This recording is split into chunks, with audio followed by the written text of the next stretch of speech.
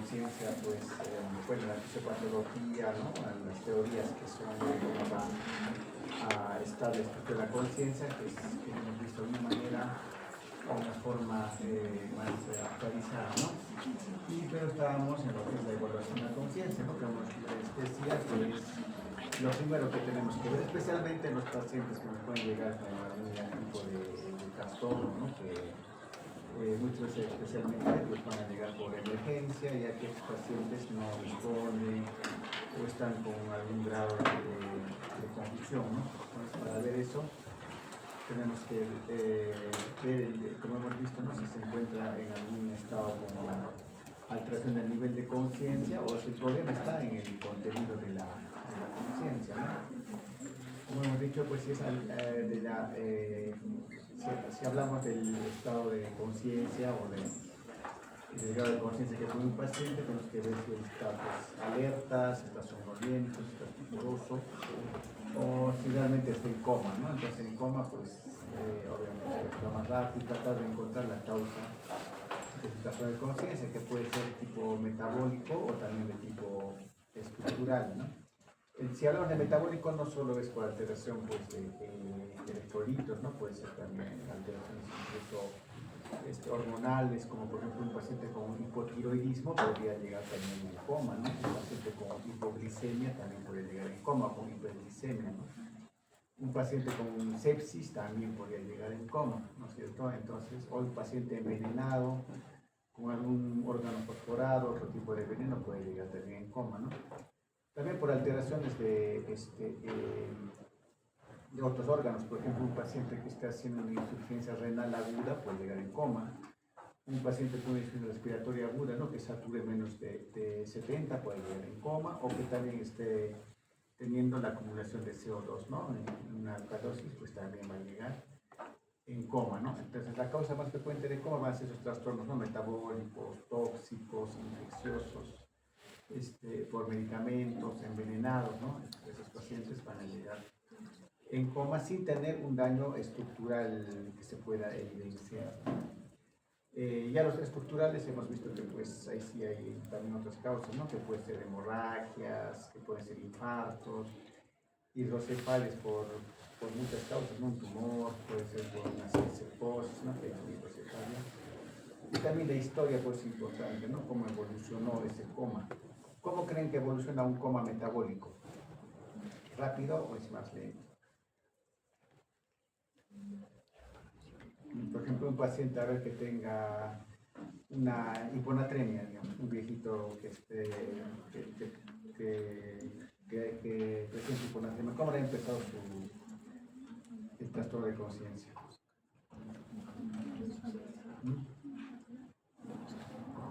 No tan rápido, ¿no? Porque ¿qué es los primeros síntomas que hace un trastorno metabólico que presenta antes de entrar en coma? ¿Ah?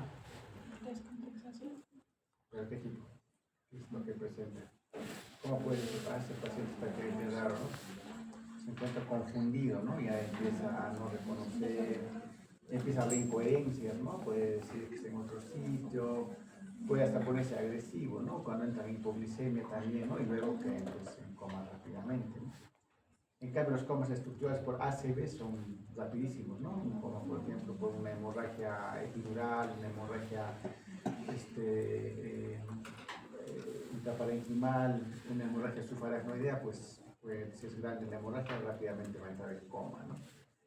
¿Por una hidrocefalia será rápido o más lento? Lento, ¿no? Porque tiene que absorberse el líquido poco a poco.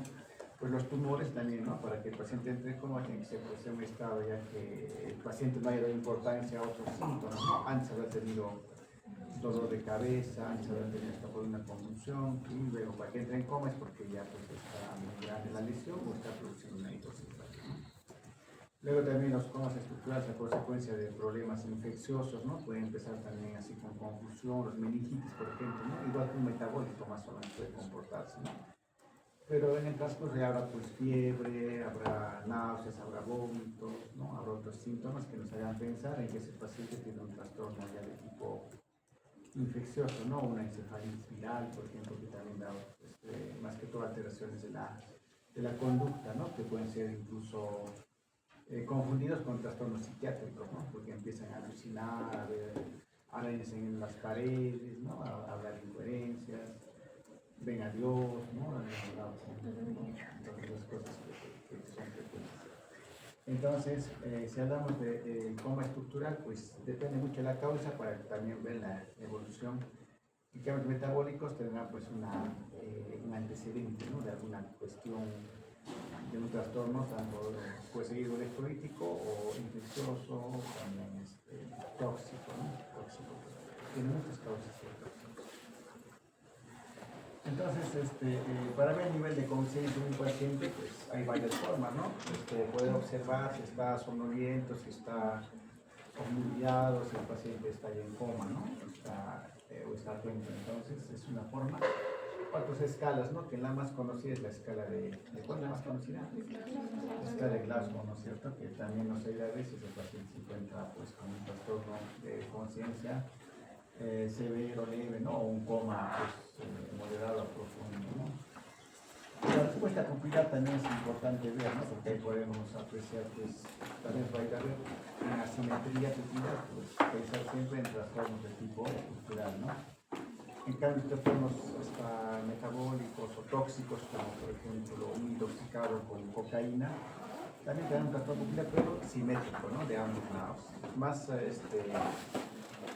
Más valor para la parte neurológica, la sospecha neurológica. Aquí sus sugerencias.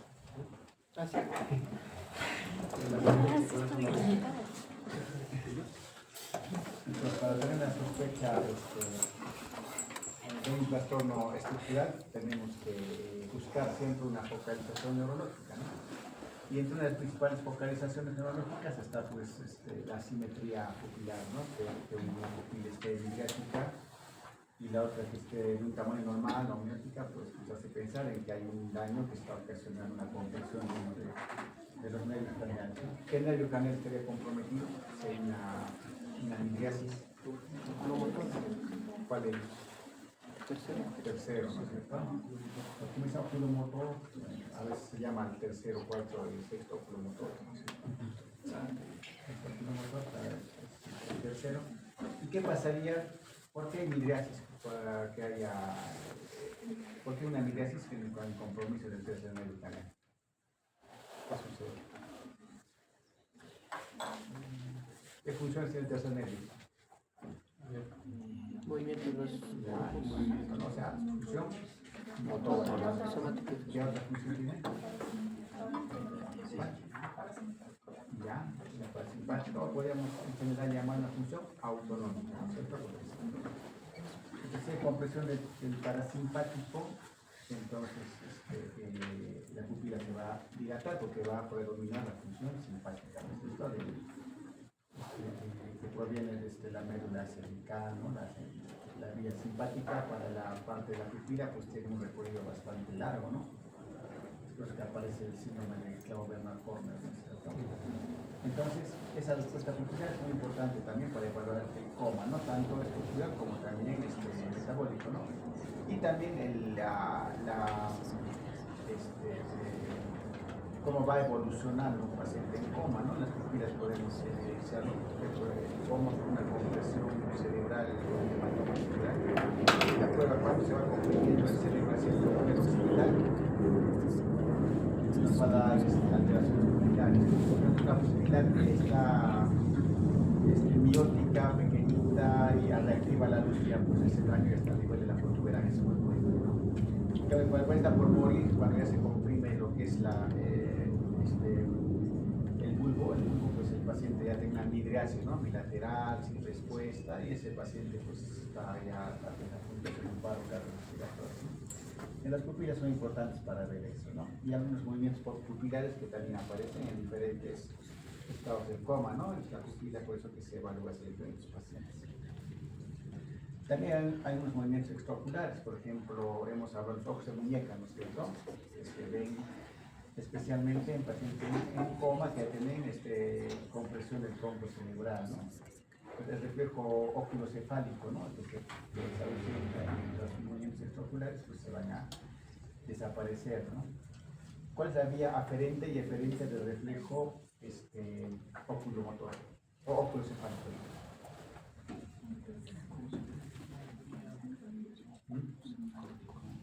La vía aferente es sensitiva o motora.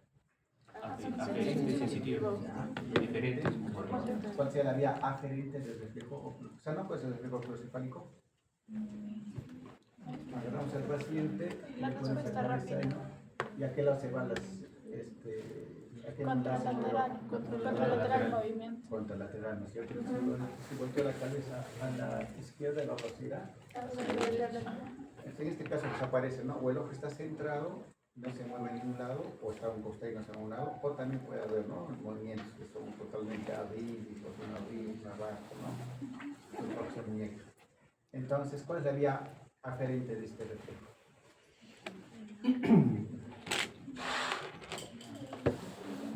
¿Quién es el que lleva la sensibilidad?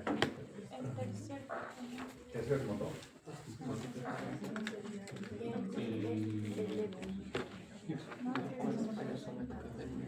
¿Cuál sería?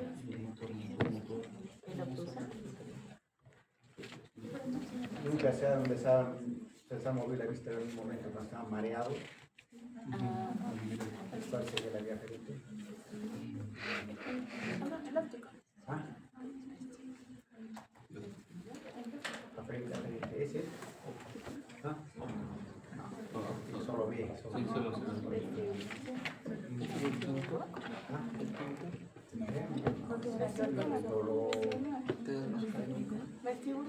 El octavo, pues, ¿no? El vestibular, ¿no? Después el equilibrio. Pues cuando está mareado, pues van a ver los dos casos, la marea está simétrica. Tiene mucho que ver el octavo. Entonces, la vía aferente es el octavo. ¿Y el eferente? El oculomotor. Sí, ¿no? Los oculomotores, ¿no? Entre todos, ¿no? El tercero, cuarto y el sexto, ¿no? Entonces, esta vía también, ¿no? Nos dice que está funcionante o no, tronco cerebral, ¿no? Si vemos a un paciente sin respuesta pupilar y sin movimientos extraoculares, que esté en ventilador mecánico y no tenga respuesta motora, ¿cómo lo catalogamos?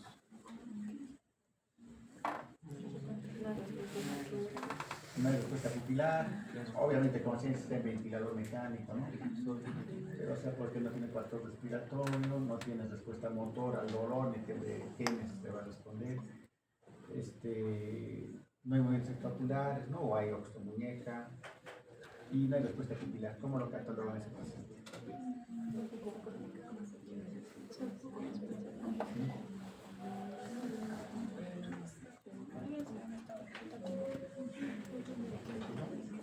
No, el indicativo es que puede mirar. Bien. Muerte cerebral. ¿Y para qué sirve la paciencia muerte cerebral? Para una órgano. Para algo sirve, ¿no es cierto? Entonces, estos puntos cardinales son para determinar, ¿no? El estado de coma o el estado también de muerte cerebral, ¿no? Cuando se inhibe, cuando ya no hay reflejos del tronco cerebral. ¿Cuáles son los reflejos del tronco cerebral? Los que podemos evaluar fácilmente. Es faringe. Ya el faringe, ¿no? Que es la vía aferente, ¿cuál es? La vía aferente sería el noveno y la vía aferente el décimo. ¿Ya? ¿Qué más? Porque su núcleo está a nivel de la protuberancia. Entonces quiere decir que ya no funciona. Maceterina. Maceterina no se evalúa porque el reflejo es un motor normal, ¿no? 4. El reflejo corneal, ¿no? Con la vía aferente y eferente del reflejo corneal. Es el quinto. Quinto, ¿no? Porque todas las señas de acá están los quinto, incluyendo la córnea. El diferente, ya sé que el ojo se cierra. El séptimo. Exacto, entonces, esos son otro reflejo para ver si el paciente está teniendo todavía algún tipo de respuesta a nivel del tronco cerebral. ¿Qué hemos visto hoy? Óculo cefálico, ¿no es cierto? El que vamos a ver para los niños. Y otro es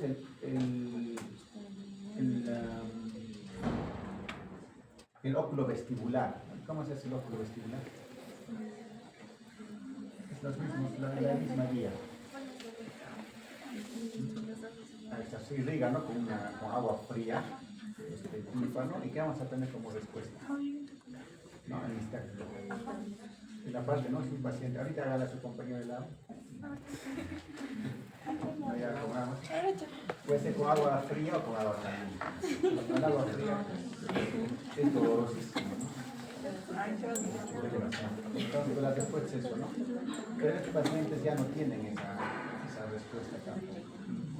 Entonces, se les hace ese diagnóstico. Claro que para confirmar muerte cerebral se puede hacer otro tipo de exámenes, ¿no? Incluyendo lo que es el test de apnea, ¿no? El test de apnea en el cual se necesita el ventilador y se ve pues cómo cambia la frecuencia cardíaca, si es que tiene respuesta al corazón, y también se hace un control con AGA, ¿no? Para ver si baja demasiado la oxigenación en esa AGA.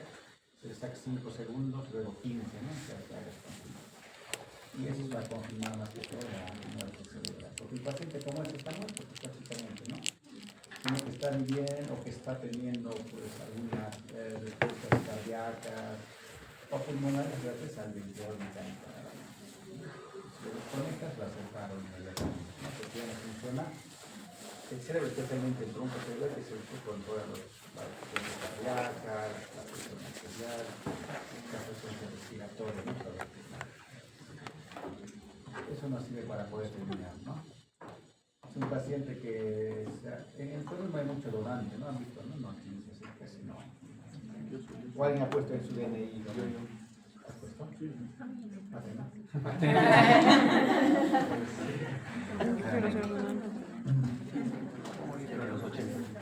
¿Tienes en moto? ¿Tienes en moto? No, claro.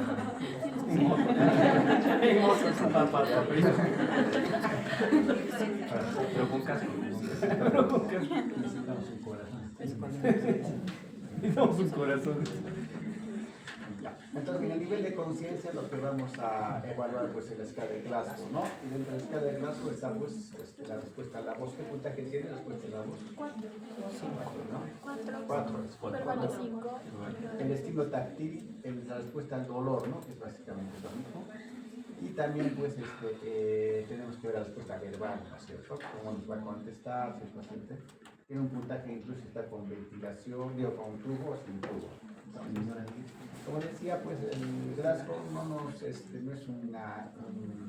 un examen ideal, pero se conoce a nivel mundial, entonces nos ayuda para poder diferenciar, ¿no? Cómo el paciente entró, cómo está evolucionando su estado, su nivel de conciencia más que todo, ¿no? Si está entrando muy rápido, obviamente que debe tener una hemorragia, una hidrocefalia que está evolucionando muy rápidamente, ¿no? Porque si es un tumor que es algo más crónico, pues el Glasgow también se va a mantener, ¿no? Como lo que ha entrado. Pues el Glasgow se usa más en lo que es el PET, ¿no? Para hacer un seguimiento a lo que son los traumatismos encefalocranianos, ¿no? Entonces, si el Glasgow está bajando muy rápido, obviamente será candidato a cirugía, ¿no? Debe tener un hematoma subdural, un hematoma epidural o caries astronómica parietal, ¿no? Entonces, para eso ya nos ayuda la imagen, ¿no? Para poder ver. Pero antes que existan las imágenes, pues el Glasgow ayudaba a controlar y si estaba bajando mucho lo abrían al paciente. Buscaban dónde estaba la hemorragia. El Glasgow sobrevivía, quedaba mal, pero sobrevivía. Es que el avance de las imágenes ha sido pues para la cirugía, para la neurocirugía, para la neurología, pues de mucho para evitar esas secuelas justamente. Un avance muy grande así. A veces sacó una radiografía, bueno, la radiografía existe gratis, pero no se ve pues la parte de hematoma, no vamos a encontrar mucho, ¿no? Entonces ahora sí, ¿no? Entonces se puede con mucha facilidad encontrar una tomografía así. Y para ver sangre el mejor examen es la tomografía, ¿no? Entonces, después de la respuesta pupilar que habíamos visto que está dentro de la evaluación de lo que es el coma y los estados también de trastornos de conciencia crónicos, pues la respuesta pupilar tiene pues importancia diagnóstica, ¿no? Si está inende, indica que el nervio óptico, el oculomotor y el tegmento mesencefálico están inválidos, ¿no? ¿Cuál es la vía aferente de la respuesta pupilar, del reflejo pupilar? Aferente. ¿Cómo obtenemos la respuesta pupilar? ¿No sería el accesorio? No, ¿cómo hacemos para hacer Un reflejo de luz. con la luz? ¿Cuál sería la vía aferente? Edding de West. No, la vía aferente. Sí. ¿Cuál es? Ah, aferente. Siempre que es sensitivo. ¿Cuál sería? Si lo ilumina con una linterna, no tiene que haber respuesta. ¿Cuál es? ¿Eh? Óptico, por ejemplo. Porque solo ve, el óptico solo ve, solo se encarga de ver la luz, lo ve, no es necesario que lo toques. Porque si lo tocaras ya estarías haciendo química, ¿no es cierto? Pero iluminas con la luz, entonces segundo. ¿Y la respuesta nos da él? El tercero, ¿no? La vía parasimpática y su núcleo de este ser. Entonces, es la respuesta. Entonces, si tú iluminas a ver a un paciente, porque la respuesta pupilar tiene dos tipos de respuestas, ¿no? Un reflejo directo, que vas a iluminar el ojo y vas a ver directamente qué va a ver. ¿Miosis o miosis? Miosis. Entonces, eso quiere decir que está funcionando bien toda la vida. ¿Y el otro reflejo cómo se llama? Consensuado, ¿no es cierto? Sí, cuando el otro Que es el también otro. responde. Al iluminar este ojo, igualito el otro también va a tener una miosis.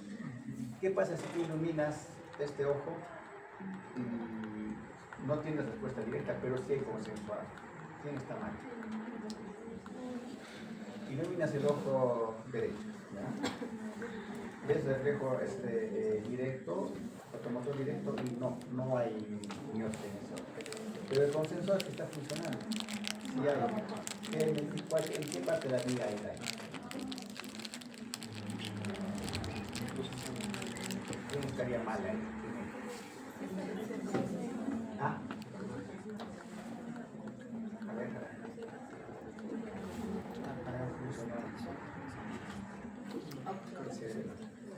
¿en serio?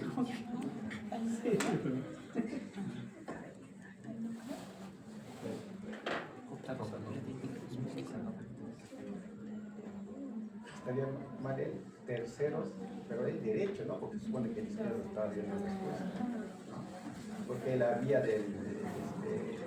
óptica tiene, ¿cuántas neuronas tiene?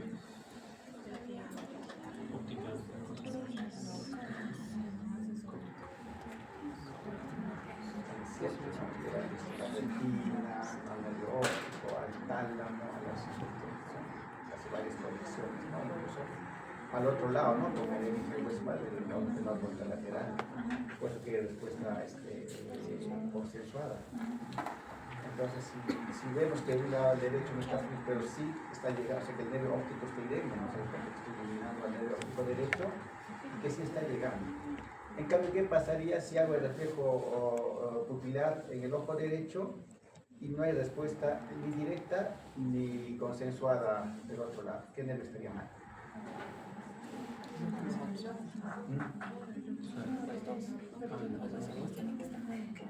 Los dos lados no tienen respuesta, entonces, ¿cuál estaría mal?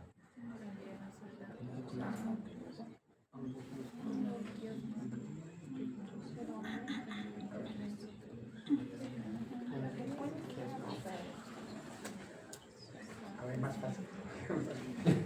Ilumino el ojo derecho.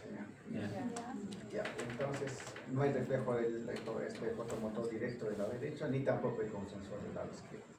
¿Qué nervio está mal?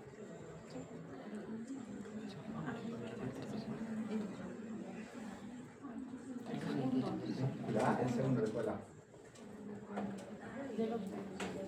No, del derecho, Claro, porque estoy iluminando sobre el derecho, ¿no? Por ahí ilumino el otro lado y sé, entonces quiere decir que el derecho del lado está mal. Ya, entonces, esas cosas nos ayudan, ¿no? En las respuestas reflejas, ¿no?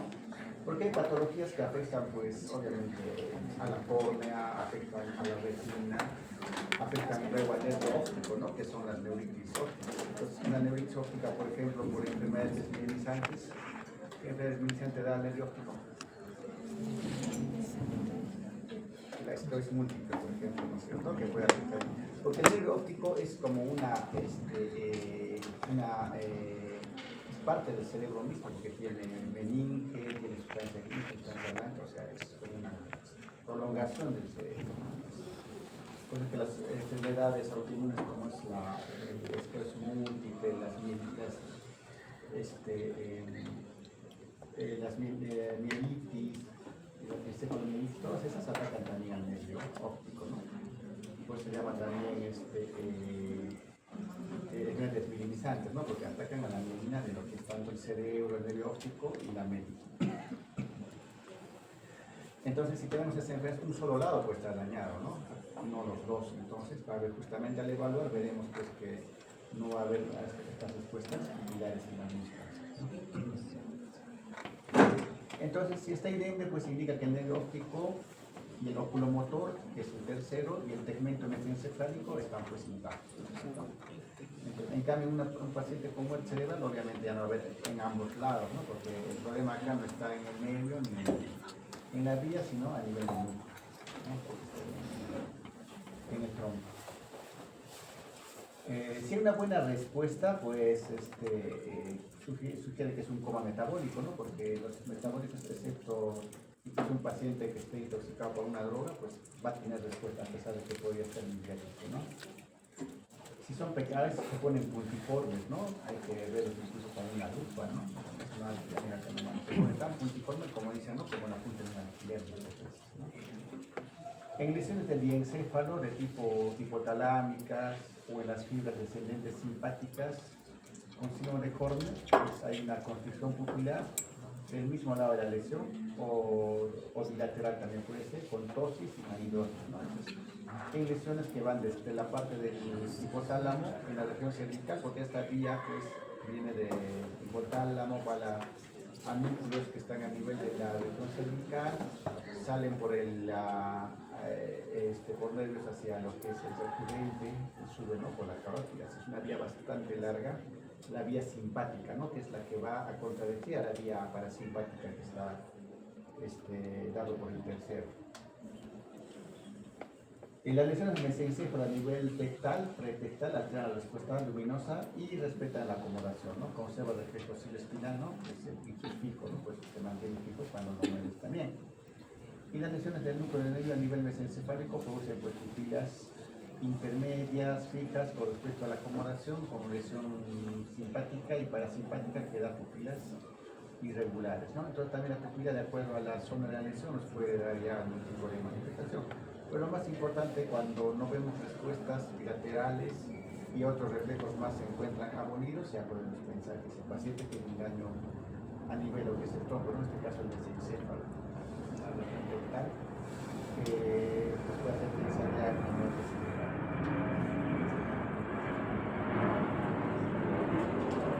En la lesión tendente, como les decía, pues cuando va bajando la compresión hacia la parte más inferior del tronco cerebral hacia el útero occipital, se produce la pupila, se produce el alfiler, que reaccionan a la luz, ¿no? Puede ser desarrollar porque sí va a haber una respuesta a la luz, pero sus pupilas están tan pequeñas que si lo vemos en forma directa tal vez no podamos ver esa respuesta, ¿no? Las drogas alteran las pupilas, especialmente las anfetaminas, la dopamina, la atropina, la cocaína, cíclicos, ¿no? Que dan una minidiasis. En cambio, lo que los aminoglucósidos, barbitúricos, la succinilcolina, las pupilas pocoreactivas, la nifetimina, la escopolamina, el alcohol metílico, las pupilas fijas y dilatadas, ¿no? Los narcóticos van pupilas mióticas con una buena respuesta a la ingesta, ¿no? Si van los compañeros con pupilas dilatadas, ¿no? Así puede ser consumiendo triglicéridos. Entonces es una forma también, ¿no? Pero estarán conscientes, ¿no? Porque la mayor parte que es una alteración y esté inconsciente, ahí sí pueden pensar en otra cosa. Pero un paciente que solamente está con estimulantes, pues está caminando, hablando, pero pues está dilatadas, ¿no? Pues en caso de intoxicación también por organofosforato, ¿cuál es el antídoto? La atropina. ¿Qué esperamos dando atropina? Incremento. ¿Cómo está la pupila? ¿no? Que empiece a hacer ya, pues se controla también, ¿no? Si nos falta, tenemos que aumentar, hasta que el paciente se controle. Bueno, acá tenemos, ¿no? Una proyección de lo que es el tronco cerebral y cómo se van a ver las pupilas de acuerdo a la lesión, en qué zona está. Por ejemplo, cuando está en la corteza cerebral, una lesión grande, pues puede haber una leve asimetría, pero con respuesta, ¿no? En la región ya del mesencéfalo y del hipotálamo también, ¿no es cierto? Ahora, cuando hay lesiones, pues las pupilas serán pequeñas, pero reactivas a la luz. En lesiones ya a nivel de lo que es el bulbo, la protuberancia, puede haber también asimetrías, especialmente cuando hay una hernia, ¿no? A este nivel, lo que es la región basal temporal, o también llamada mesial temporal, ¿no? Que es la partecita. Cuando hay una compresión por acá, un hematoma, por ejemplo, ya va a empezar a herniarse, ¿no? Protruirse hacia lo que es el mesencéfalo. Es lo que se llama las hernias cerebrales. En este caso una hernia temporal, ¿no? Y cuando comprime, y lo que va a producir es una asimetría, ¿no? Porque está comprimiendo al núcleo del tercero. Entonces va a haber una midriasis del lado que está comprimido. Es un signo, por ejemplo, de un paciente que si está deteriorando su conciencia y empieza a hacer una hemiparesia y luego empieza a tener las pupilas de diferente tamaño, pues si no se soluciona el problema de base que está ocasionando esto, pues ahí se dispara también, ¿no? Y cuando hay lesión a nivel ya de lo que es la protuberancia y el bulbo, pues las pupilas se van a dilatar, ¿no? Y las pupilas se ponen complicadas. Esto vamos a ver, pero lo que sí hay que tener en cuenta es que esas alteraciones pupilares nos hacen también ver a qué nivel ya está teniendo una compresión el tronco cerebral, ¿no? Y eso, si no se actúa rápido, pues obviamente va a terminar en un paro cardiorrespiratorio. En lo que respecta a los movimientos extraoculares de los ojos, tenemos pues los movimientos espontáneos, ¿no? Que todos tenemos, ¿no es cierto? Para ver la pizarra, por ejemplo, y cuenta nos damos y ya estamos levantando, ¿no? Estamos levantando, ¿no?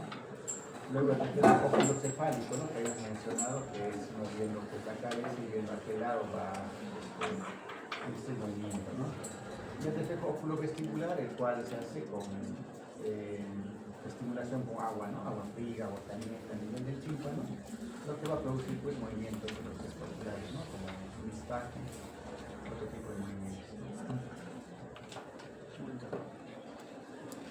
Entonces, los movimientos espontáneos podemos llamar el Robin, ¿no? El Robin X, que es un movimiento conjugado rítmico en sentido horizontal, ¿no? En ese caso podemos pensar que el paciente está en coma, ¿no? Es un signo de coma. Indica que los núcleos oculomotores, sus conexiones están intactos, ¿no? O sea que todavía no hay una alteración de lo que es el tronco cerebral, está en un movimiento reflejo. Pero sí el coma debe tratarse de algo más metabólico o un trastorno sobre la parte supratemporal, o sea, la corteza, ¿no? Porque el coma se produce, hemos dicho, en lesiones tanto del tronco cerebral, estas pequeñas lesiones a nivel, o lesiones que están comprimiendo ambos hemisferios cerebrales, ¿no? Como puede ser una hemorragia, como puede ser una meningitis, como puede ser un edema, ¿no? Cerebral por una causa metabólica, por ejemplo, los pacientes que a mí cuando se intoxican, pues entran en coma por el edema que hace, ¿no? Toda la masa encefálica, ¿no? Es un edema citotóxico, ¿no? La diferencia del edema vasogénico que se ve en los miembros extrogénicos. El ping-pong ocular son movimientos lentos en sentido horizontal de 5 Hz y se ven lateralmente, como es su nombre, ¿no? Entonces, se va el ojo de un lado y luego, ¿no? Entonces se queda un rato todavía, ¿no? A diferencia del Robin, que es constante, rítmico, ¿no? Regresa, puede ser que demore y otra vez, ¿no? Y puede ser lento también, ¿no? Eso también nos dice que hay un coma por alteración de tipo. El bobbing son movimientos intermitentes en fase rápida, ¿no? Hacia abajo, que resuena lentamente a posición primaria, y se ve en lesiones del puente, ¿no? Entonces, hacia abajo se lleva el ojo y luego regresa, ¿no? Porque se ve como un pequeño movimiento ahí, ¿no? Como cada un botecito. Eso va a verse que son patrones. el Vicky, ¿no? Desviación lenta hacia abajo, ¿no? Seguida de retorno rápido y ocurre lesiones metabólicas. También en pacientes que están en estatus epiléptico o de encefalopatías anóxicas, ¿no? Y nos dicen que puede quedar muchas secuelas cuando ya se ve esto, ¿no? Desviación lenta hacia abajo, ¿no? Despacito baja el ojo y retorno rápidamente, ¿no? Ya, retorno, ¿no? Como el pivot, pero que en este caso es vertical, ¿no? Hacia abajo, el pivot en cambio es horizontal, ¿no? Y el bobbing inverso, ¿no? Hay una fase lenta hacia abajo con retorno rápido más allá de la posición inicial. Y tiene poco valor localizado, pero también nos dice que puede haber lesiones tanto en puente o son difusas en el tronco cerebral, ¿no? Entonces, solamente viendo la pupila y el movimiento, que tener un poco de paciencia, pues podemos también sospechar de que hay lesiones. Puede ser en puente o puede ser metabólico, ¿no? Entonces, lo que acá siempre tratamos de ver con el examen es si ese paciente en coma está teniendo un trastorno metabólico o un trastorno de tipo estructural, ¿no? Que es lo que nos va a servir para ver un tratamiento rápido, ¿no? Porque si es estructural, sí necesitamos urgentemente un examen de imagen, ¿no? Para poder ver que está sucediendo. En cambio, si es más metabólico, pues nos abocaremos en hacerle pruebas, un AGE, por ejemplo, una glucosa mínimamente, ¿no? O algún hemograma, pero está séptico, ¿no? Entonces, eso ya nos ayuda a Pero nuestro medio, ¿no? Apenas entra en ni siquiera les interesa tomografía y están media hora, 2 horas con tomografía y ni siquiera le han hecho una glucosa, ¿no? Y a veces simplemente son problemas de tipo de hipoglicemia, ¿no? No todo paciente en coma pues es un trastorno estructural, al contrario, ¿no? La mayor parte de pacientes en coma tienen un trastorno tipo metabólico, infeccioso o tóxico, ¿no? El seguro, pues como tiene tomografía, todo esto, ni siquiera lo revisa el paciente que va en coma, tomografía de frente, ¿no? Ni siquiera les han visto nada, ¿no? Está pasando todo. En Lorena no, porque no tiene tomografía. Pero tampoco lo revisan, así que los refieren al hospital regional. Entonces, eso de que siempre, pues la serología, pues tiene. En el diagnóstico neurológico, el 70% del diagnóstico te va a dar la serología y el otro 30% son los exámenes, ¿no? Pero igual, pues no podemos estar pidiendo, por ejemplo, a Guillain-Barré que le pidan tomografía cerebral, tendrían para que les piden, ¿no? Guillain-Barré les ponen y les piden tomografía. Entonces no entiendo qué es lo que. ¿Por qué? Porque el Guillain-Barré muchas veces viene con alteraciones de nervios craneales, ¿no? Especialmente el séptimo, viene con parálisis bifaciales, con alteraciones en la, con disartria, ¿no? También con disfagia, ¿no? Entonces, porque hay alteraciones de los nervios craneales bajos, como novenos, décimos, entonces no pueden pasar alimentos. Entonces, obvio que el Guillain-Barré 50% tiene alteraciones de nervios craneales bajos, ¿no? Séptimo, noveno, décimo. Y a veces hasta hay algunas variantes de Guillain-Barré que alteran elementos oculares, ¿no? Eso vamos a ver más adelante. Entonces, esos movimientos espontáneos también del ojo pues tienen un valor localizador, ¿no? Entonces hablamos de focalización, ¿no? Si es que encontramos alguna de estas características, ¿no? Las pupilas, pues obviamente que también tienen un valor, ¿no? Los ojos nos ayudan mucho para poder ver las causas de los comas en este caso, ¿no? Luego también hay otro tipo de manifestaciones oculares, ¿no? Como la mirada desconjugada al azar en pacientes comatosos. En este caso no tiene mucho valor localizador, ¿no? Pero lo que sí tiene valor localizador es la desviación de la mirada, ¿no? Es un paciente en coma que esté mirando a un solo lado, ¿qué pensaría? Lesión del tercero y del sexto. Pues mira, sería el tronco. Sí, así es, ¿no? Pero cuando mira al mismo lado de la lesión, es que está a nivel de la supratentorial, ¿no? Si mira al lado opuesto de la lesión, es a nivel infratentorial. Pero la desviación está ahí, ¿no? Un paciente en coma y lo ves siempre su ojo con la al lado izquierdo. Y lo estimulas al olor, ya después reaccionar, puede mirarte, pero otra vez, ¿no? Se desvía. Entonces, bueno, dice que se llama desviación de la mirada, que incluso está en la escala de Gis, ¿no? A propósito, vamos a hacer un seminario de la escala de Gis, ¿ya? Vamos a planificarlo después cómo lo vamos a hacer. Porque es una forma de evaluar, pues, todo lo que estamos viendo en psicología a un paciente que nace NIHSS, ¿no? Es muy semiológico, ¿no? Entonces ahí se indica, según se escala, pues, dos cosas, ¿no? El grado de severidad de una lesión vascular, especialmente los infartos, ¿no? Eso nos sirve para también poder ver la trombosis, ¿no es cierto? Entonces, en este caso, la depresión es muy importante también, ¿no? El reflejo oculocefálico, que bueno, habíamos mencionado hace poco, se rota con rapidez la cabeza del paciente hacia un lado y si el aparato vestibular y el tallo cerebral, que es el núcleo vestibular y el núcleo del tercero y del sexto, están intactos, los ojos se desvían en dirección opuesta. La respuesta asimétrica indica lesión del tallo como una oftalmoplegia internuclear, ¿no? Que está por daño del fascículo y si la respuesta es normal, no es necesario examinar el reflejo oculovestibular, ¿no? Si tenemos una respuesta oculocefálica normal, ya no lo voy a irrigar por esto, ¿no? Porque le voy a causar más dolor que otra paciente, ¿no? Entonces, y si es que, bueno, no hay este reflejo, pues sí habría que ver para ver si todavía la parte un poquito más baja sigue funcionante. Por todos los exámenes que se hacen de los medicamentos, especialmente para determinar la muerte cerebral, ¿no?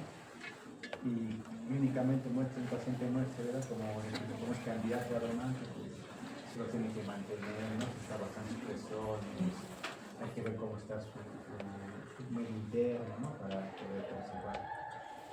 Ahí vienen ya los que son de trasplante, ¿no? A hablar con la familia, a ver si se puede, si van a ser donantes, ¿no? En la mayoría no. Y tampoco se puede aceptar que lo den, porque si hay a cuánto no hay a pagar. Que lo den. Corazón tanto, hígado tanto. No, en lo que esto sería antiético, ¿no? Debe haber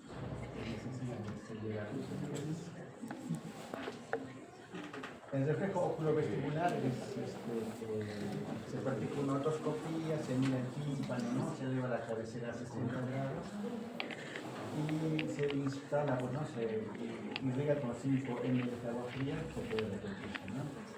En condiciones normales se despliega al oído estimulado, ¿no? Se estimula ese lado, entonces el ojo se va a desviar hacia el lado y va a hacer movimiento en todo tipo de estados, ¿no? Pero siempre desviando a la movimiento, ¿no? El agua caliente, pues lo contrario, o sea que pide el lado contrario y el ojo se ve al lado que más estimulado, ¿no? Por otro lado, porque dice que el agua, que digo que la respuesta necesitamos, se acerca al agua fría y escapa del agua caliente, ¿no? Porque al llegar con agua caliente, el ojo se va al otro lado, ¿no? Y regresa lentamente. Si se estimula ambos oídos, se desvían hacia abajo, ¿no? Entonces, es sádico, ¿no? Que ambos lados del comen. El paciente en coma le puedes hacer, pero tal vez no hay respuesta, ¿no? Lo que se busca es si hay o no hay respuesta. Un paciente que está consciente, así, a veces se hace, ¿no? Para determinar, por ejemplo, en caso de problemas del medio vestibular, ¿no? Para ver si tiene un infarto, ¿no? La respuesta de este médico. Pero ya no va a ser importante. Su nombre manifiesta que está inerme en el encéfalo, el puente y las conexiones vestibulares. La fenitoína, barbitúricos en altas dosis pueden afectar la respuesta calórica. Todos los reflejos pueden estar inhibidos, ¿no? Si es que el paciente está sedado, ¿no? En el ventilador mecánico, por ejemplo, para hacer un examen para la muerte cerebral hay que quitarle la sedación, ¿no? Pero obviamente si le estás bajando la sedación y responde, no está por muerte cerebral, ¿no? Se le vuelve a sedar, pero si ya le quitaste la sedación y el paciente no responde y no tiene sus reflejos y hace catalogar como muerte cerebral clínica y se tendría que hacer otro tipo de examen, como por ejemplo la fluorapnea, ¿no? Sacar sus agas cuando se le quita el ventilador. Se le puede hacer un electroencefalograma que tiene que ser especial porque el movimiento del ventilador no permite a los electroencefalogramas normales a poder, porque va a salir siempre con el movimiento del ventilador mismo, ¿no? Algunas descargas. Y tiene que estar plano el encéfalo para decir muerte cerebral, ¿no? Son especiales. Doppler transcranial también, ¿no? O sea, un Doppler y la circulación sanguínea también está abolida cuando hay muerte cerebral, ¿no? O lo que es pues, lo ideal, que sería lo mejor, es la resonancia magnética funcional, ¿no? Que determina que cuando hay irrigación se elimina el color, ¿no? En este caso está abolido. Pero sería muy caro, mucha demora. Hay un hospital. Hay un hospital. Sí, bueno, que se utiliza porque el resonador se utiliza más en otras cosas, pues, ¿no? Que determinar una muerte cerebral. Y además la resonancia funcional se usa más para estudio, para hacer estudios de áreas cerebrales que se están estimulando con diferentes tipos de estímulos, ¿no? Por ejemplo, el leer, el comer, el hablar, ¿no? Y es clarito el área de Broca se activa cuando la persona está hablando, ¿no? Se ve que cambia. Hay mayor lo que ve, que hay mayor circulación de sangre en zonas que están. Si mueves el brazo, pues se va a activar el área motora, ¿no? Es bonito ver eso, ¿no? Entonces, pues no demostrado en esas áreas, ¿no? Pero, por ejemplo, cuando lees, empieza todo el cerebro que hace es la corteza.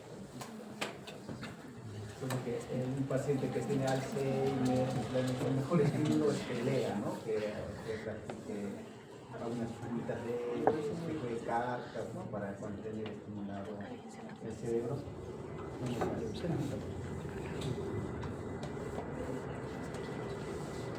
Luego también en coma tenemos que ver el patrón respiratorio. El patrón respiratorio es elevado de los pacientes. Una respiración musical, no tienen valor pronóstico, pero sí nos dice que hay alteraciones de diferentes partes del cuerpo, ¿no? Estos, por ejemplo, son fases de taquipnea que alternan con ¿no? Y se paran, ¿no? Y el paciente, si le medimos su AGA, pues está haciendo hipocapnia, ¿no? En la mente de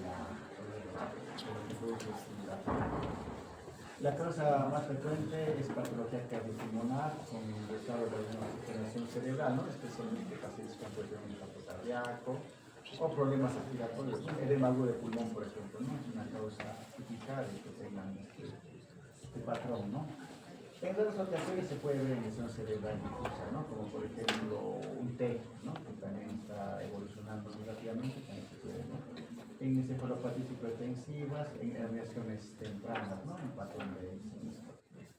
Este patrón respiratorio se ve también, no por los que, sino en los pacientes que tienen apneas en el sueño, ¿no? Que roncan mucho. Obesos. Ya se están ya haciendo un paro, ¿no? Se demoran 30 segundos en volver a los que tienen apneas tienen un alto riesgo de hacer infartos cerebrales, de inconstancia, de hipoxia, infecciones cerebrales. Y bueno, nadie le da una importancia, ¿no? A las naciones, pero es una patología que debería tratarse, ¿no? Porque estos pacientes acaban con muchos patrones, infartos, microinfartos, infartos, demencias vasculares, ¿no? O hasta Parkinsonismo, ¿no? En relación con algunas enfermedades degenerativas, con las enfermedades.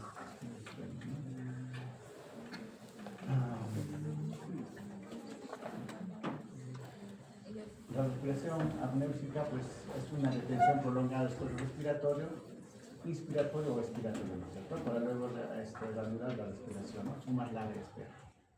En este caso sí nos dice más que hay un problema estructural, ¿no? Un daño en la producción miliar del puente. Y también se puede ver en lesiones vasculares como unos infartos, unas hemorragias, ¿no? En la parte de lo que es la sustancia blanca.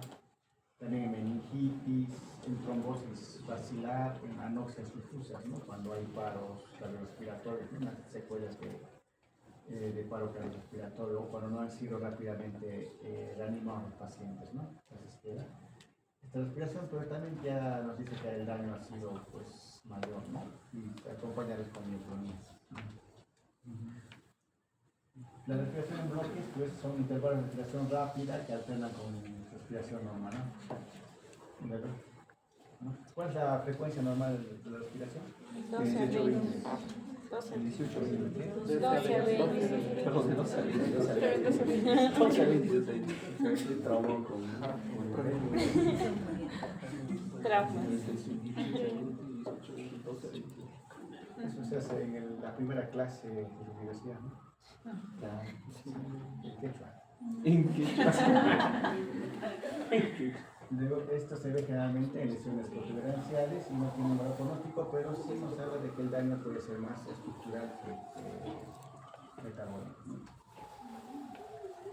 la respiración atáxica, respiración errática, sin ningún tipo de periodicidad, ¿no?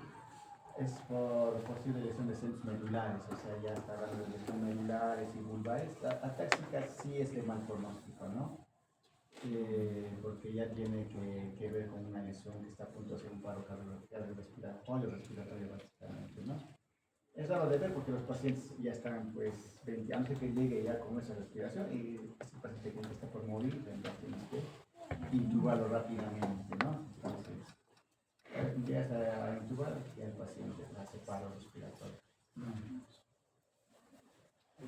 Bueno, aquí un gráfico, ¿no? Le decían stop, ¿no? Respiración torneas, respiración erógena central, la respiración aeróbica también, ¿no? Y luego para, ¿no? En bloques y la táxica, ¿no? Pues puede ser rápida, lenta, apnea, luego hacer hiperventilación, y luego esto ya cuando vemos este tipo de respiración, como decimos, está a punto de hacer paro respiratorio, ¿no? Entonces, si es algo rescatable, pues tiene que intubarse inmediatamente este paciente, ¿no? Obviamente que tengo otros signos más, no solo respiratorios. Luego vemos pues en un paciente en coma lo que es la respuesta motora, ¿no? Entonces, esta respuesta motora pues podemos ver desde diferentes partes del cuerpo, ¿no? Estimulando desde la parte craneal hasta las extremidades, ¿no? Entonces, podemos ver incluso cómo están algunos de los nervios craneales están funcionando adecuadamente o no, ¿no? El trigémino, por ejemplo, ¿qué respuesta motora tiene el trigémino?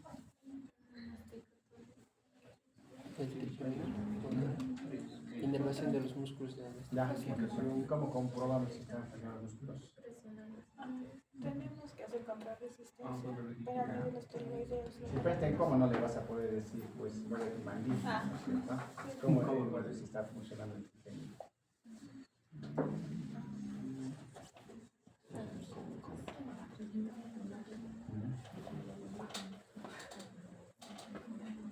A ver, ¿qué reflejo se hace para el trigémino, para la parte motora? el superciliar. Superciliar trigémino, ¿no? Bueno, solo vía Frente. aferente nomás, pero hay un reflejo que es tanto aferente como eferente. ¿El reflejo? Más delgado, ¿no es cierto? Porque esta zona tiene vapor trigémino y el músculo que mueve es el temporal, los pterigoideos, ¿no es cierto? Que son masticadores, están inervados por ahí. Trigémino, ¿no? Esa respuesta trigémino, trigeminal, ¿no? Entonces el reflejo nos dice cómo está el trigémino, ¿no? Luego los efectos motores que podemos ver, ¿no? El parpadeo frente a estímulos luminosos, sonoros, que indica que la formación reticular del puente está intacta, ¿no? Está haciendo un sonido, el parpadeo, pues, está funcionando bien la parte tronco, ¿no? La ausencia de parpadeo unilateral sugiere, pues, afectación del facial, ¿no? Del nervio facial de este lado. Una parálisis facial, lo que vemos es falta de parpadeo y también, ¿qué pasa el ojo? ¿Qué pasa con el ojo en una parálisis facial? Ojo seco. Aparte, ¿cómo está? No, la pupila del ojo, como los párpados. Abiertos, por eso no puede ser rojo el paciente con parálisis facial. Trate de ser rojo, no puede. A diferencia de la tos, ¿no? Que es al contrario, la tos se cae rápido, ¿no? Y no lo puede. ¿Y la tos lesión de qué nervio? El tercero, Tercero, ¿no? ¿Cómo se llama la caída del párpado? La pupila abierta. El párpado queda abierto que no puede cerrar por la vida. La dorsal. Entonces es diferente, ¿no? Siempre se confunde en el examen y esta no tiene nada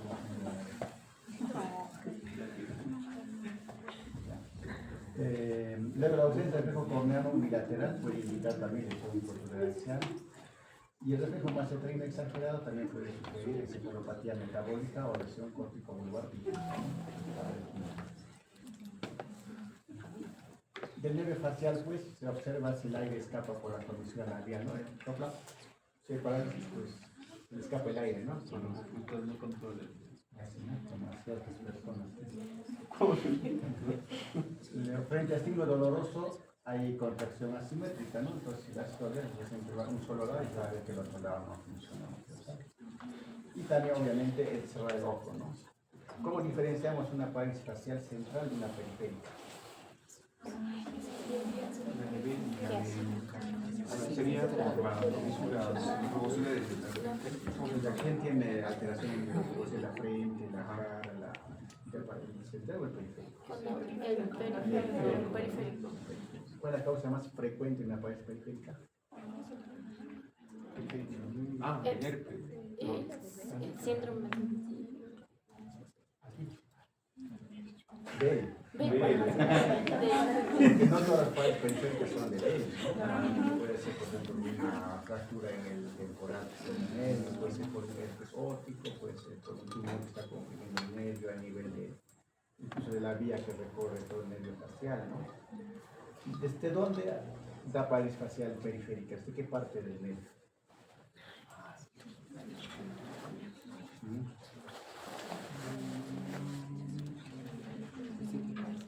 Porque por el periférico puedo pensar que solo es de la parte de la cara, ¿no? La de Bell sí es así, porque ¿cómo se puede tapar de Bell? ¿Por qué? Eso patológicamente. el nervio facial. ¿Y qué pasa con el nervio facial?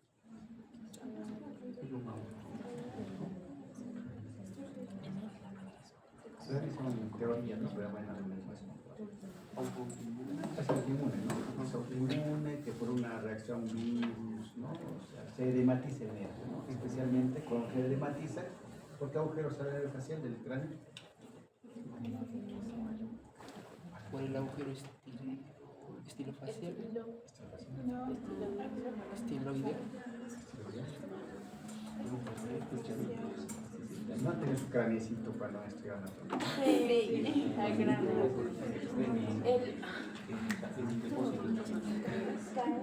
Lo tenía que sacar. No, que es aire nomás. no, cae. Entonces, Porque eran tres, ¿te acuerdas?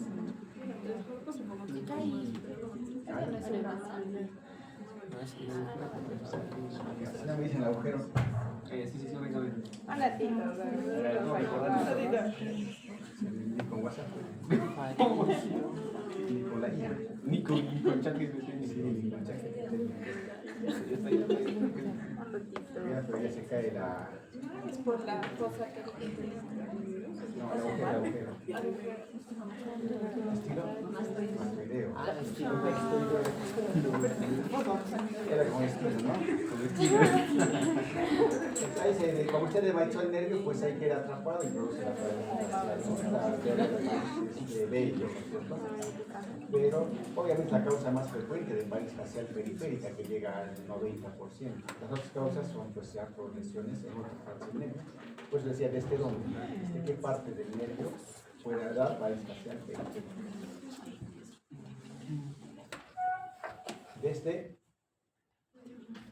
el núcleo, ¿no? Desde el núcleo.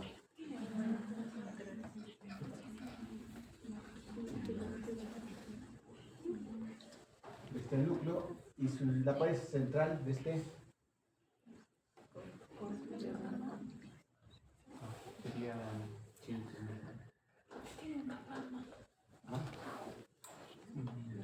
¿desde dónde? La parálisis central. La parálisis central no afecta a la frente ni afecta a la parte. Incluso la parte de la oftalmos es mínimo, ¿no? La parálisis central. ¿Dónde están las lesiones que producen parálisis facial central?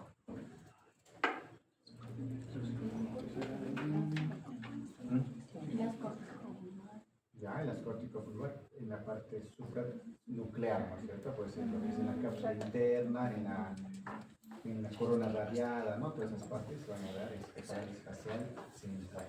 Entonces, si hacemos una evaluación del séptimo par, tenemos que pedir siempre, ¿no? Que sonría, que sople, que cierre los ojos, básicamente, y que abrigue la frente, ¿no? Esto ya podemos saber si la parálisis facial es central o es periférica, ¿no? Pero la pared facial periférica, como el 90% es la pared de vela, autoinmune o idiopática, también se llama, porque se le echa la culpa a veces a los virus, ¿no? Especialmente al herpes, por eso que muchas veces dan aciclovir al tratamiento, pero tampoco se ha demostrado que sea el virus, ¿no?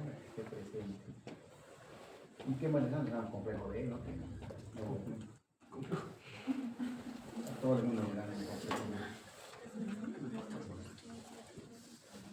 La función vulvar se evalúa que examina el reflejo faríngeo que hemos dicho, ¿no? Que está igual por el reflejo que estudia aparece el noveno, el décimo, ¿no? Y el nauseoso y el tutígeno, ¿no? Que también son parte de la evaluación, que es lo mismo, ¿no? La misma vía, tanto el reflejo nauseoso como el tutígeno, que es noveno, décimo. O si está en coma el paciente, obviamente le movemos el tubo endotraqueal y vamos a ver si es que hay el reflejo pues, nauseoso, ¿no? Si está en muerte cerebral, no hay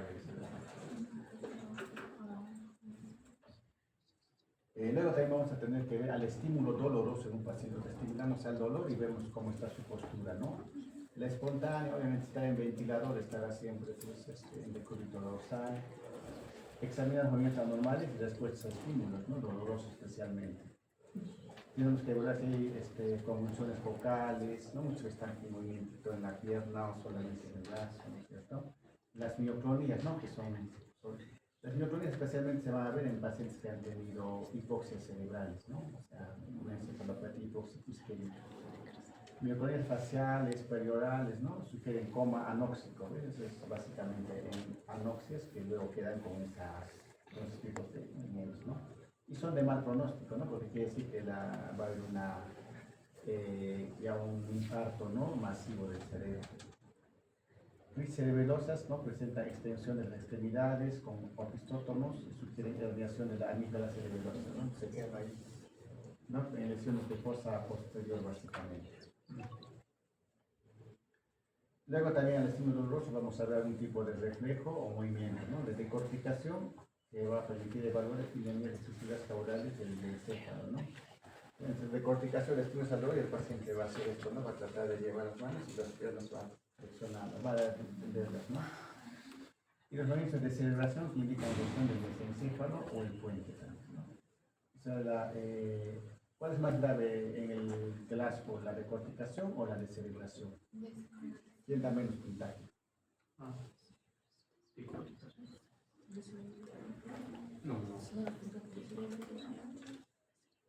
¿Quién da más puntaje? Uno y dos, ¿no es cierto? Digo dos.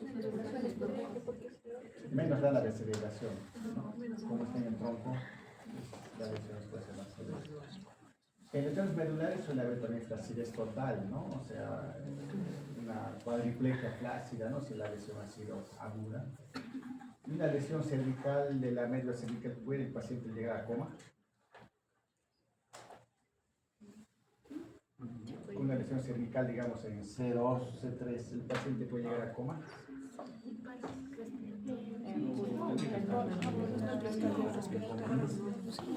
Sí, creo que sí. Sería más periférico. No afecta el tronco. Si no afecta el tronco, sería para Si puede aparecer un coma por shock neurogénico, ¿no? Es un shock neurogénico porque ahí está la vía simpática, ¿no? Está yendo, entonces, una hipotensión no va a ser por el daño tanto así cerebral, mucho menos, ¿no? Sino por lo que va a dar una hipotensión severa, ¿no? En este caso, el paciente puede dar, como pues también se llama shock medular, ¿no? Cuando es cervical, ¿no? Shock neurogénico en este caso. Luego la respuesta plantea de los pacientes en coma suele ser pues flexora, no hay Babinski, ¿no? En el primer caso, ¿no? Si a mi parecer puede tener valor localizador falso, es mejor guiarse por las pupilas también. Y luego pasamos a los diagnósticos diferenciales en el coma, ¿no? Tenemos, por ejemplo, coma psicógeno, los pacientes psiquiátricos, ansiosos, ¿no? Que pueden entrar incluso en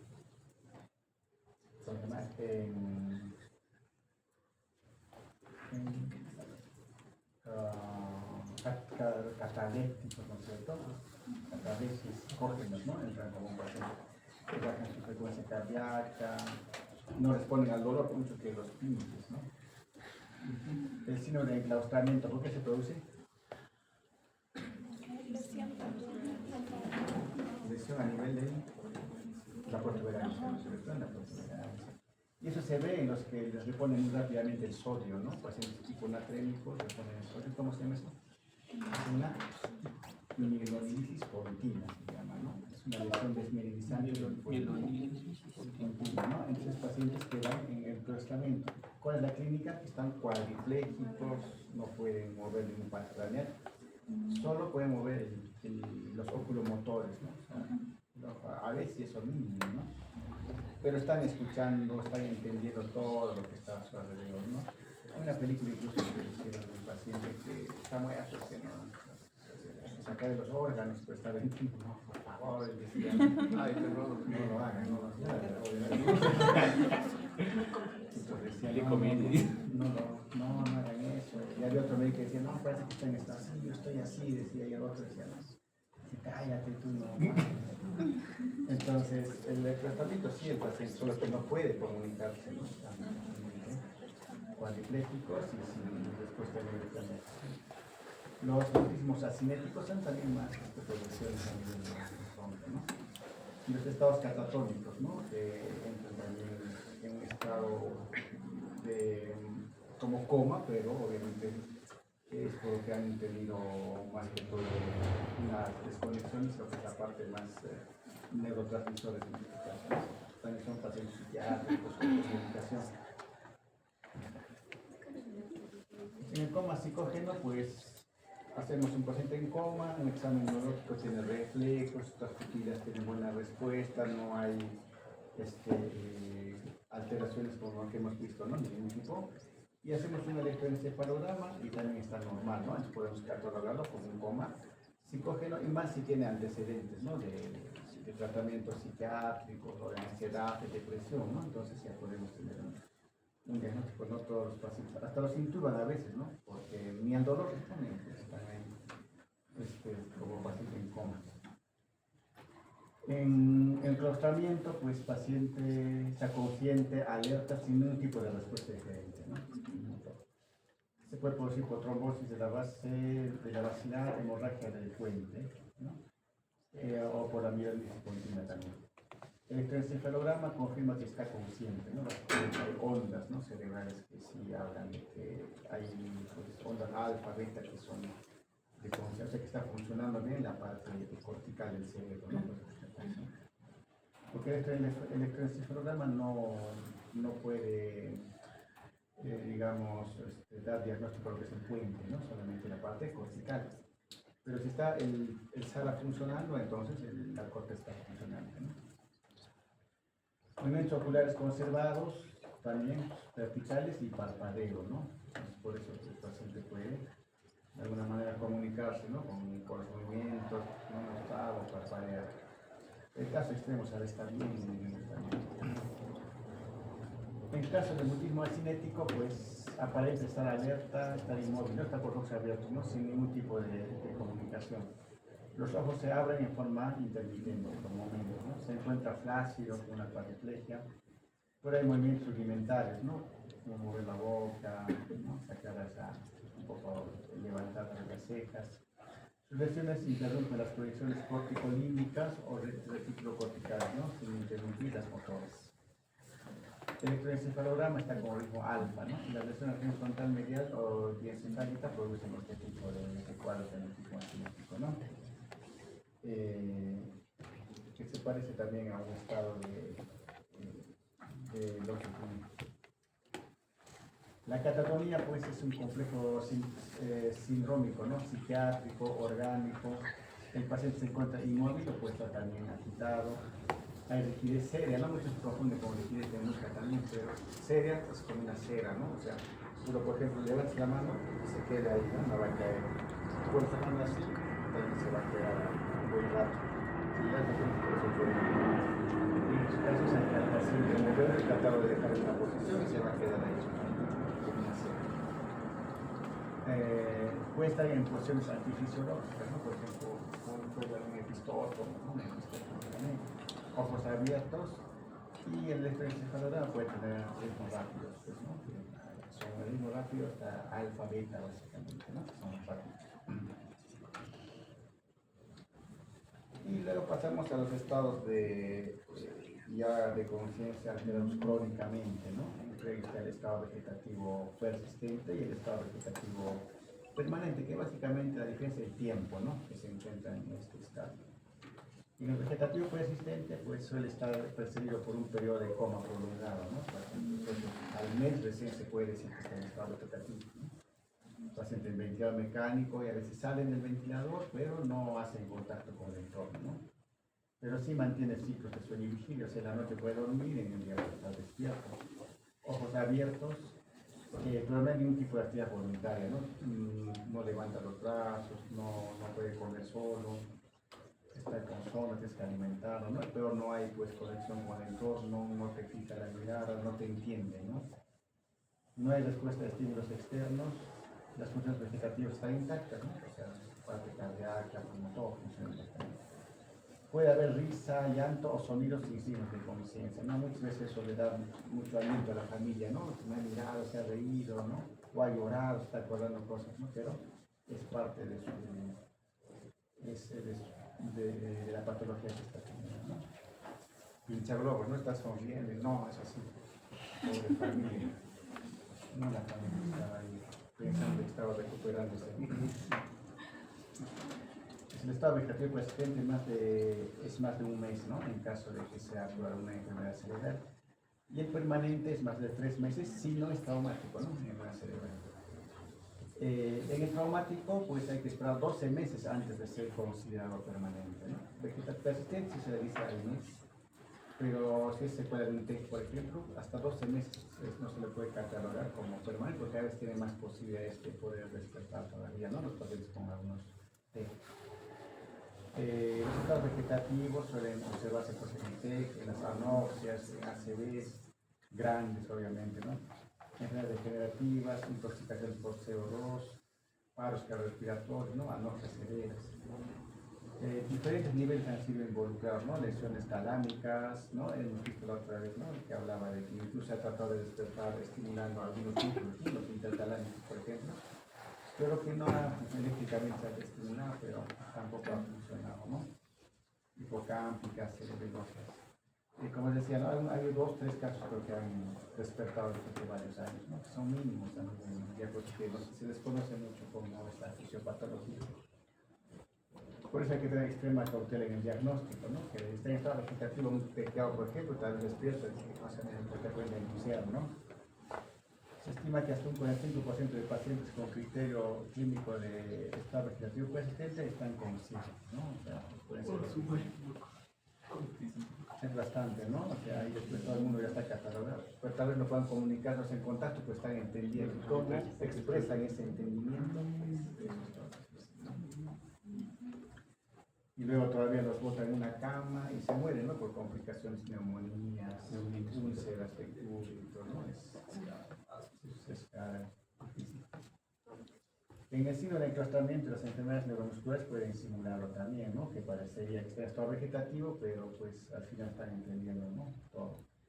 En las enfermedades neuromusculares, como por ejemplo en el ELA, ¿no? El ELA puede estar parapléjico, pero todavía puede de alguna manera comunicarse, ¿no? Con un medio funcional. Y muy probablemente que esté en ventilador también, porque el ELA no va a poder respirar. El electroencefalograma puede ser útil en casos de lesiones corticales difusas como las encefalopatías anóxicas que cambian, ¿no? El tipo de ondas que hay.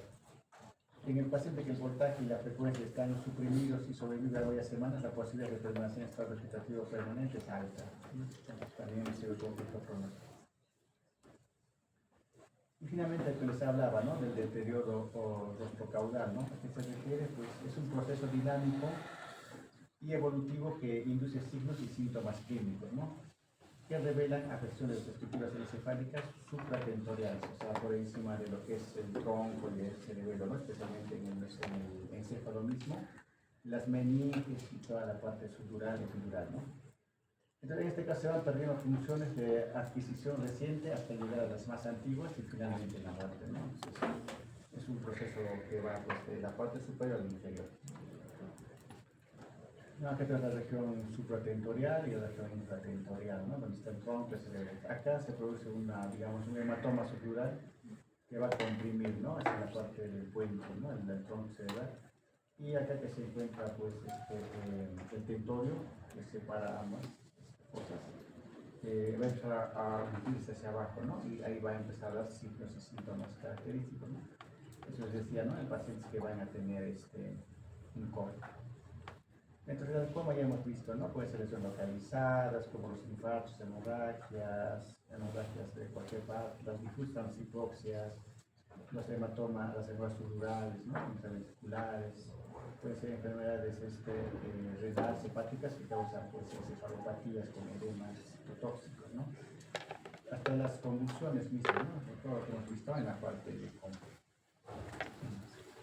El deterioro rotocaural tiene pues, diferentes fases, ¿no? Una fase diencefálica temprana, una fase diencefálica tardía, una fase mesencefálica, protuberancial y finalmente la vulvar, ¿no? Que es donde ya está concluyendo el bulbo. Ya hemos dicho que están los músculos respiratorios y cerebrogénicos. En la fase diencefálica temprana, lo primero que va a ocurrir es pérdida de la concentración, somnolencia progresiva, ¿no? El paciente que ha podido llegar a través de despierto, todavía con su glasgo va bajando, ¿no? Que se pone somnoliento, ¿no? Empieza a tener respiración todavía irregular, necesitan suspiros, bostezos, y luego puede irse a la suavidad. En la fase mesencefálica está ya es derivada de la pérdida de inervación simpática descendente y de la lesión de los núcleos periféricos huespa, ¿no? Pues en este caso la irregularidad pupilar, ¿no? Por la misma compresión que está viendo, pero bilateral en este caso, ¿no? Hay pérdida de reflejo fotomotor, porque hay compresión ya a nivel del encéfalo. En el patrón respiratorio puede haber la hiperventilación neurógena central y puede haber también rigidez de celebración, ¿no? Por la compresión que está ocurriendo a nivel del tronco cerebral. En la fase protuberancial hay una respiración superficial con pausas de apnea. No hay reflejo fotomotor, el paciente se torna flácido y muestra signos evadistas bilaterales, ¿no? Porque hay también compresión de la vía piramidal, ¿no? O sea, a nivel de lo que es la protuberancia, porque la protuberancia está pasando la vía piramidal, ¿no? Por el lado de los núcleos, todos los núcleos están en el medio. En la fase vulvar ya presenta respiración irregular y lenta, esa práctica, ¿no? Hay hipotensión arterial, puede haber arritmias cardíacas, midriasis paralítica y el paciente está cuadripléjico y carece de tono muscular, ¿no? O sea, está a punto de hacer paro, ¿no? Entonces acá tenemos este cuadrito, ¿no? Que nos menciona la fase y cómo está la conciencia, por ejemplo, ¿no? En la fase mesencefálica, solamente en la fase diencefálica estupor y los demás están en coma, ¿no? En las pupilas, en la fase diencefálica está pequeña y reacciona un poco, ¿no? En las mesencefálicas y protuberanciales están medias y fijas hasta llegar a la fase vulvar donde están dilatadas y fijas. En los oculares y encefálicos están errantes, están conjugados, en la fase mesencefálica no conjugados, en la protuberancia ya son inexistentes, ¿no? Ya no es reflejo tampoco oculocefálico, ¿no? Y en la fase vulvar y hasta ya son inexistentes. En las reacciones oculovestibulares, las calóricas todavía son normales en la diencefálica, difícil de producir las mesencefálicas y luego ya están inexistentes, ¿no? En lo que es la respiración, hay Shen stock en la diencefálica, luego hay hiperventilación neurógena, taquipnea y la atáxica, ¿no? Finalmente en la vulvar. La función motora, pues en la diencefálica puede haber hipertonía generalizada, signos bilaterales de vías piramitales, ¿no? Pues puede haber ¿no? En la fase ya mesencefálica hay postura de celebración bilateral. En la fase protuberancial hay flacidez generalizada, hay Babinski, y también le queda mínima protección todavía al dolor que es superficial, ¿no? Y en la fase vulvar ya está flácido, con todo lo que se ve, dilatadas, en este caso ya